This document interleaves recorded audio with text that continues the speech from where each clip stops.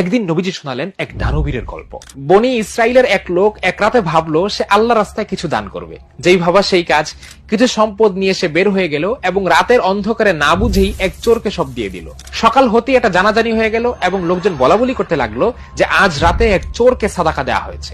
দানকারী ভদ্রলোক এটা জানতে পেরে মনে মনে ভাবলো আজ রাতে আবারও দান করব। এবং ঘটনাচক্রে এবার তার দান গিয়ে পড়লো এক ব্যভিচারিণীর হাতে এবং সকাল হতে না হতেই লোক মুখে এটিও ছড়িয়ে পড়লো। লোকটার ভীষণ মন খারাপ হয়ে গেল এবং সে ভাবলো আজকে আবার দান করব।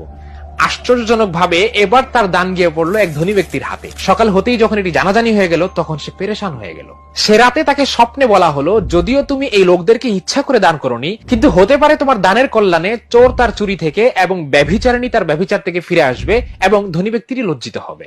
গল্পের প্রতি আমাদের যে ভালোবাসা সেটা যেহেতু স্বভাবজাত, তাই ভিত্তিহীন ও কাল্পনিক গল্পের বদলে এমন হাদিসের গল্পগুলোই যদি আমাদের দৈনন্দিন চর্চায় নিয়ে আসি, তাহলে গল্পের স্বাদ ও আমলের উৎসাহ দুটোই পাওয়া যাবে একসাথে। হাদিসের পাতায় পাতায় ছড়িয়ে থাকা এমনই সব গল্পগুলোকে একত্রিত করেছেন সাবেত চৌধুরী। সহিহ বুখারী ও সহিহ মুসলিম শরীফে যতগুলো গল্প বর্ণিত হয়েছে তার সবগুলোকেই তিনি মলাটবদ্ধ করেছেন এই বই দুটোতে। ভূত প্রেত বা রূপকথার অমূলক গল্পের পরিবর্তে হাদিসের এই গল্পগুলোই হোক আপনার ও আপনার সন্তানের পাঠ্য।